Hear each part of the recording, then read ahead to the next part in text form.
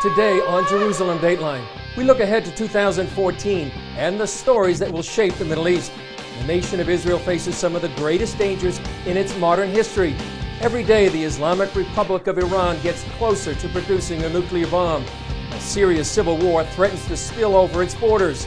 And the international community continues to push Israel to trade its security for peace. All the while, Christians in the Middle East are facing some of the harshest persecution in centuries, and hundreds of thousands are fleeing the region.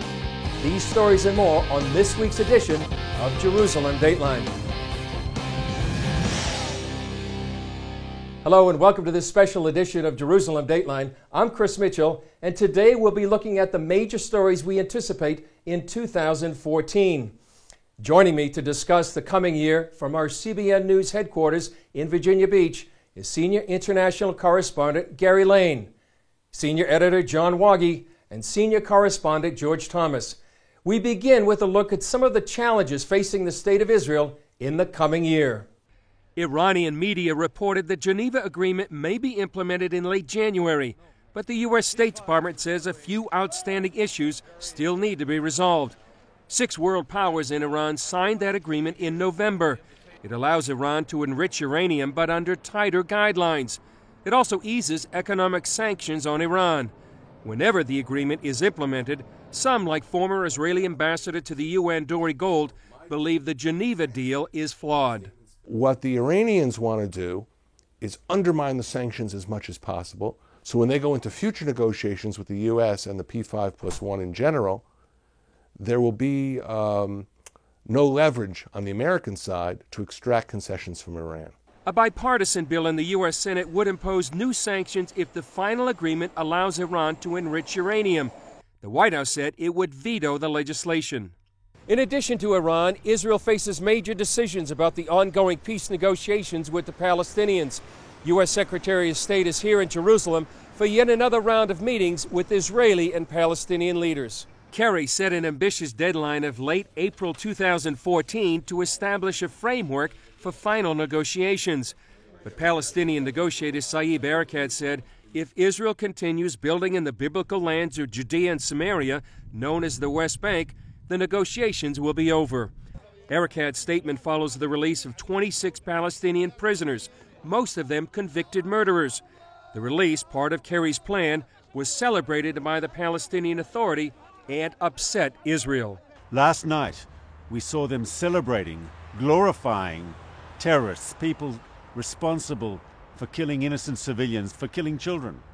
This is not the way to start a new year. The Palestinian Authority must stop glorifying murder. It must stop celebrating terrorism.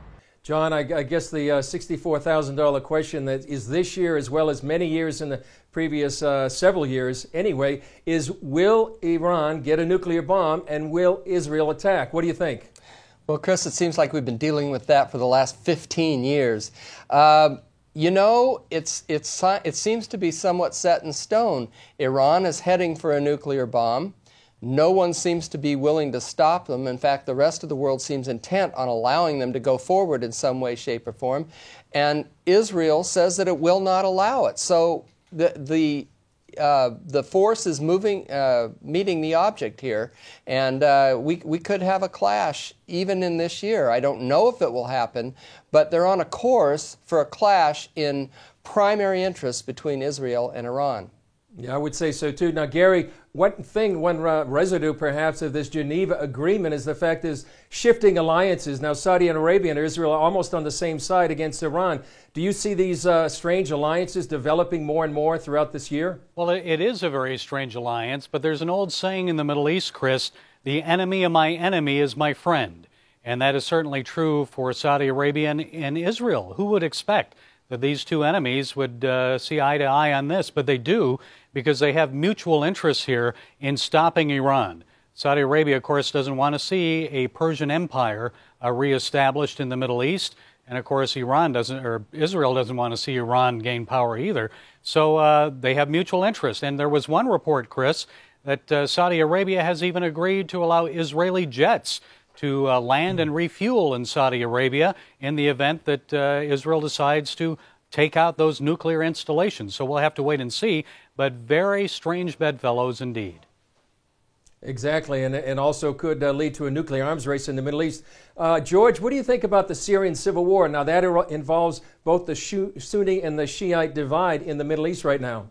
Yeah, I mean, if you look at the map of the Middle East surrounding Syria, you know, the old borders of Jordan, Israel, Lebanon, we have no borders to speak of because you have close to about 2.3 million Syrians that have gone into these various countries, Lebanon, Jordan, Turkey, Iraq. And so what we're seeing today is just a total breakdown of the country. In fact, I was reading just this morning how in parts of Syria, they are flying 5 to 6 different flags. And so the key question going forward in 2014 is what role can the United States play? Clearly, their ability to influence what's going on right now in Syria has greatly diminished. And so the question is, what do they do? What role can they play? And how effective will it be in stopping the ongoing civil war in Syria?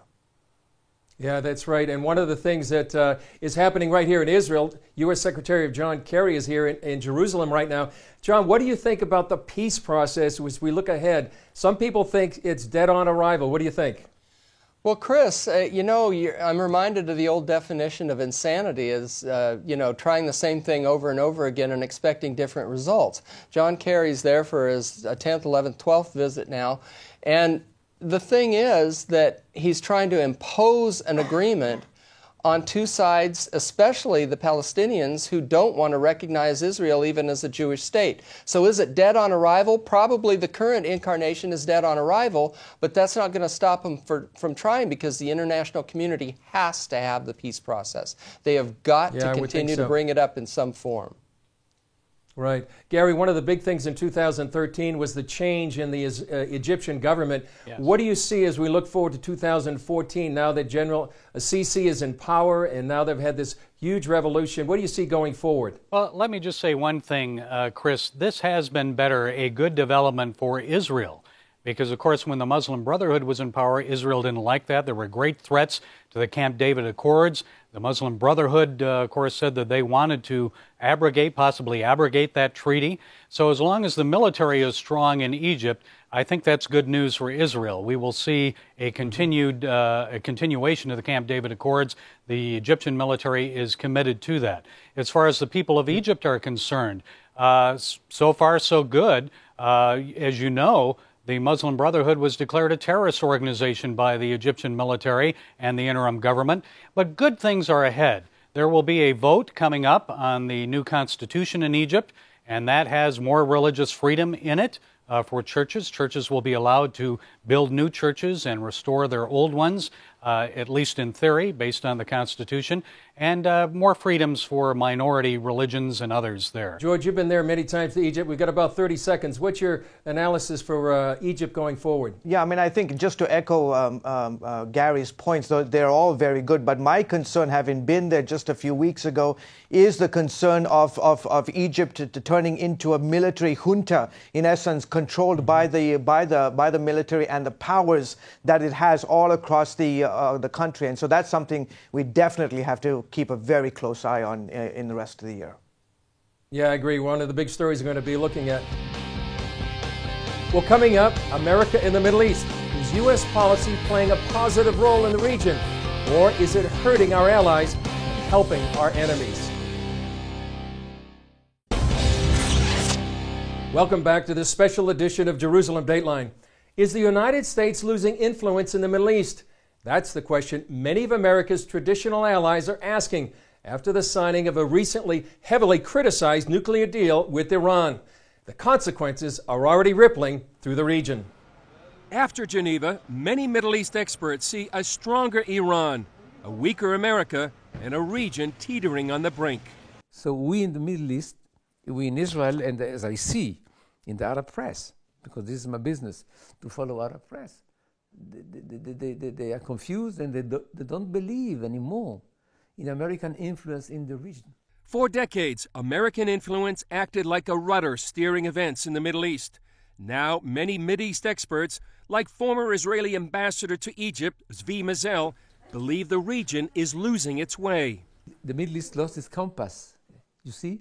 In the old times, there used to be the Soviet Union and the United States, but now everyone goes his own direction. The perception is that America will not be here around for long, and Iran is the coming superpower. A major change in U.S. Mideast policy is the attempt to turn Iran from an adversary to a friend. President Obama sees that there will be a dialogue with Iran, and there will be relations with America, and Iran will become a good boy, a good student. We don't believe it.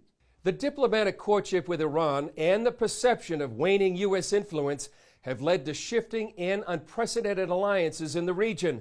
Since many Mideast nations see Iran as an existential threat, the Gulf states are considering uniting for their own self-defense. And both Egypt and Saudi Arabia have reached out to find another ally besides the United States. There is now a dialogue between Saudi Arabia and Russia. It doesn't happen every day. Pincus, Mazel, and others now see the Middle East with America retreating and Russia advancing. Putin is really a very happy man. Everywhere where America is going away, he's coming in immediately. Mazel warns Russia's comeback in the Middle East is just one consequence of U.S. Mideast policy. He also warns if Iran does get a nuclear bomb, it would be the beginning of a Mideast nuclear arms race. John, one of the biggest, I think, fallout of the Geneva Agreement was the shift in U.S. policy in 2013 towards Iran. Do you see that happening again in 2014? Well, I think that the consequences in 2014 are going to be manifested as of policies that were set in 2013, not only with Iran, but also Syria. But as far as the Iran situation goes, the U.S. wants to lead from behind in the Middle East, and that sounds great when you take opinion polls domestically. Americans are tired of wars in Iraq, wars in Afghanistan. They want out of it all, and they don't want to deal with a war with Iran. But the problem is you leave a power vacuum, and it's going to be filled. We've talked before on this program, Chris, about the Arab world likes a strong horse. They want to see who a strong leader is in the region, and the United States is not one. And by design, they're not one, and that's the dangerous part, is that vacuum is going to be filled. George, you know, another big shift this past year was the U.S. policy towards Syria. What do you think in 2014? Yeah, I mean, going forward, Chris, it's not looking good. I mean, clearly the chances of the United States stirring the actions on the ground have significantly diminished. Remember, early to 2013, in March, I think the President of the United States said that the days of Bashar al-Assad were numbered. And then just a few weeks ago, the CIA came out with a report that Assad will be in control for the foreseeable future. And get this, that the civil war in Syria could potentially drag on for a decade or more. And so what you have is, you know, is the United States willing to pay the consequences now or pay even more later down the road when we see Syria basically broken up into pieces and those pieces being controlled by Al-Qaeda? Yeah, exactly. And Gary, what do you think about this shift as well? When we talk about traditional allies, usually we're talking about Saudi Arabia here in the Middle East, a Sunni nation, and now it seems to be shifting to the Shiite world. What do you think about 2014? Well, that support of the Sunnis, obviously, we saw in Syria the rise of Al-Qaeda, our enemy. And most Americans don't like this shift of the Obama administration supporting or talking to Iran. I think most Americans see Iran as our enemy. So what's going on here with this shift? Does this administration really have a long-term strategy, a long-term plan? It seems like they want everyone to be our friends. So let's talk and support the Sunnis. We'll talk and support the Shiites. But you know what? The Middle East doesn't work that way. It may come back to bite us. Exactly. And George, finally, about 30 seconds, what about the U.S. shift in policy toward Egypt? I know they've actually frozen the aid to the military aid to Egypt. I mean, look, I mean, you've been there on the streets as well as Gary. I mean, the people are talking. They're saying, what on earth is going on with the United States? I mean, there's dyslexia. How is it possible they would support the Muslim Brotherhood, which was a terrorist organization and was doing all kinds of things, trying to take Egypt in a completely different direction. And now they're in this very difficult position of here, the Muslim Brotherhood branded as a terrorist organization. And where does it go forward in 2014? How does it engage with the military that clearly is getting stronger? And as we said in that piece, V. Mazel said, in many ways, what the U.S. is retreating, Russians are advancing, and it's really a big deal for Vladimir Putin. He seems to be the winner this past year, and we'll see what happens in 2014. Well, up next, the plight of Christians in the Middle East. A war, political uprisings, and the Arab Spring is creating a modern-day exodus of Christians.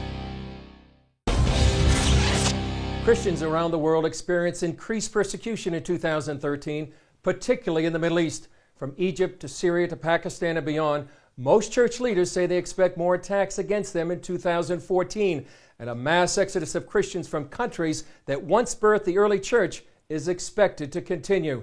I know I think CBN News is the one exception that's really been reporting on this for many years, and you've taken the lead on this, Gary. Particularly in Egypt, what do you see in developments with the new constitution and what it's going to do to the Christians there?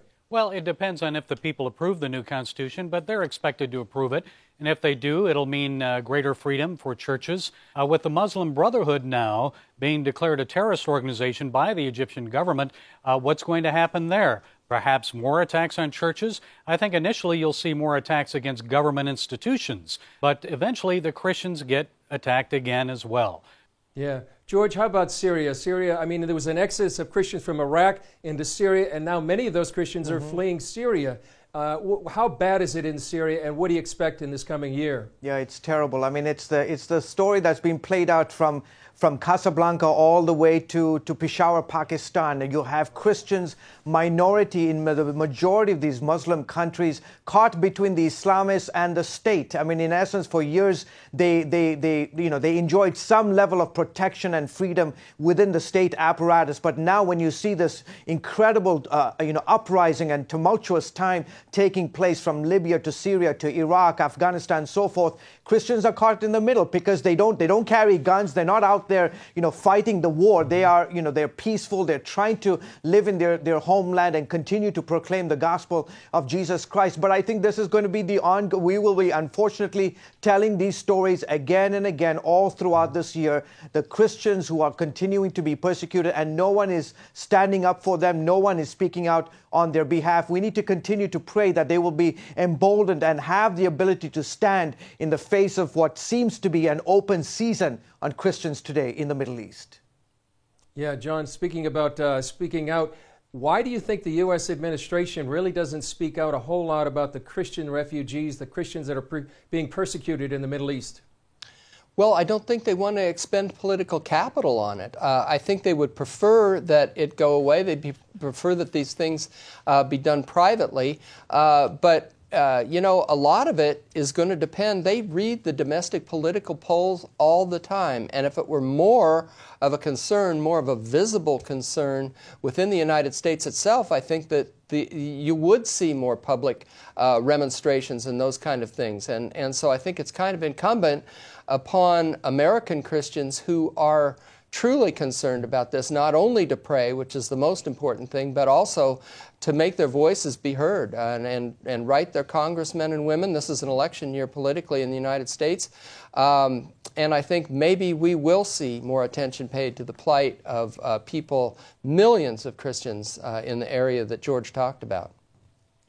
And Gary, real briefly, what are Christian ministries doing to help, for example, the Syrian refugees? Well, they're reaching out. They're showing them the love of Christ by providing them with blankets, food, and other items that they need, especially as winter is very harsh over there this year. And many of them are asking, hey, what about this Jesus that you worship? Tell us a little bit more about him, because we certainly see a difference between the way you are handling us and the way others are treating us. So it does make a big difference. Yeah, that's one of the silver linings in this tragedy that's happening in the Middle East.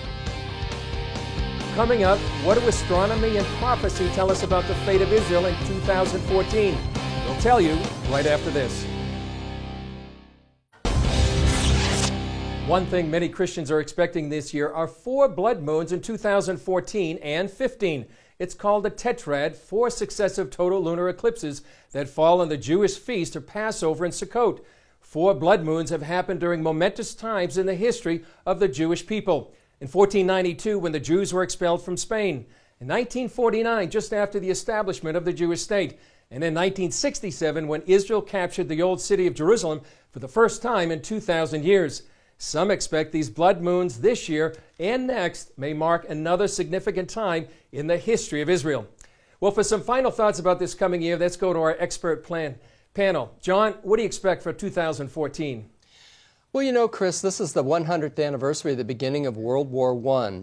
And the explosion that happened out of World War I, nobody knew that the Archduke in Austro-Hungarian Empire was going to be assassinated, and that would be the trigger point for a world war. I think we're going to see explosions this year. I think we're going to see some convulsions, but I have no idea where they're going to happen. It could be Lebanon, it could be Iraq, it could be Iran, maybe the U.S. withdrawal from Afghanistan. Somewhere along the line, we're going to see an explosion of the tensions that have been building up in the region, especially in the Middle East. Don't know where, not going to predict it. Gary, how about you? Well, I agree with John. I think things will get worse. There will be explosions. And what will that mean for Christians in the Middle East in particular? In Egypt, I think you're going to see more attacks against churches as the Muslim Brotherhood and other Islamists become frustrated about their inability to influence the government. That will happen in Egypt. In Syria, you're going to see this mass exodus of Christians continue as Islamists control various villages and cities in that country. Eventually, you may see the balkanization of that country, and Christians will not return as long as Islamists are in control. So the Christians are under threat in the Middle East. We're going to see this mass exodus continue, and I'm afraid I don't think we're going to see peace in the coming year. Hey, George, your final thoughts?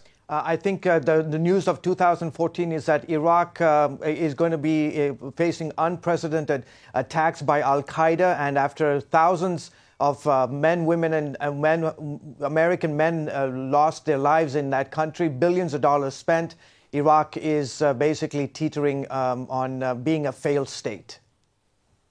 Yeah. Well, George, John, and Gary, thanks for your expert opinion. Well, that's it for this edition. I'm Chris Mitchell. Please join us throughout the coming year for more on Jerusalem Dateline.